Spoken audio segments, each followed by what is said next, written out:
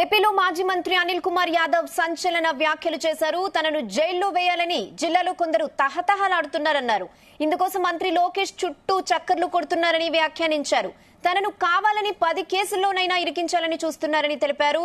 తాను జైల్లో 30 రోజులు కాదు 90 రోజులు ఉండేందుకు రెడీ అన్నారు. తాను ఎప్పటికైనా అధికారంలోకి వస్తానని, తన మీద సునకానందం పొందాలని చూసిన వారందరినీ జైలుకు పంపేందుకు సిద్ధంగా ఉన్నానని అన్నారు.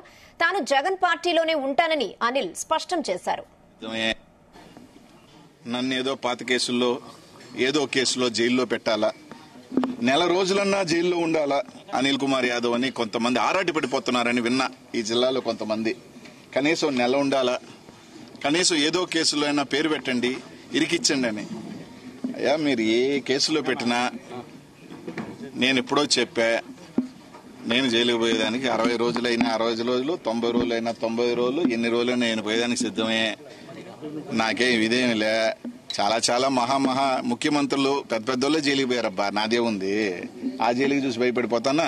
కానీ ఒక్కటైతే చెప్తున్నా, పాప మీ జిల్లాలో సునకానందం పొందేవాళ్ళు ఈ రోజు తాత్కాలికంగా అధికారంలోకి వచ్చేసాం, మేము ఇంకా మా అంత టోలం లేరు, మా అంత మించిన వీరులు లేరు అని కొంతమంది సునకానందం పొందుతున్నారు.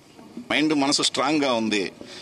పాపము ఆ సునకానందం పొందాలని లోకేష్ చుట్టూ చక్కర్లు కొడుతూ ఏదో కేసు వెనక్కి దోడిచ్చి ఏదో విధంగా అనిల్ కుమార్ పేరుని ఇరికించాలని కొంతమంది ఈ రోజు సునకానందం పొందుతున్నారే, వాళ్ళని కూడా ఏదో 5 కాదు 10 సంవత్సరాల తర్వాత అయినా నేను అధికారంలో ఒక్కసారి వచ్చినా, ఎవరు రాకుండా పోంగా వచ్చినా, పాపం వాళ్ళు 70 సంవత్సరాలు 75 సంవత్సరాల వయసు అప్పుడు ఈడ్చుకెళ్ళాను అనుకో, బాగోదు.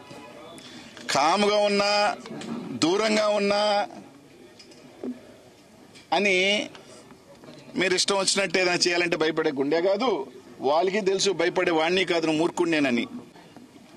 నన్ను ఏదో పాత కేసుల్లో ఏదో కేసులో జైల్లో పెట్టాలా,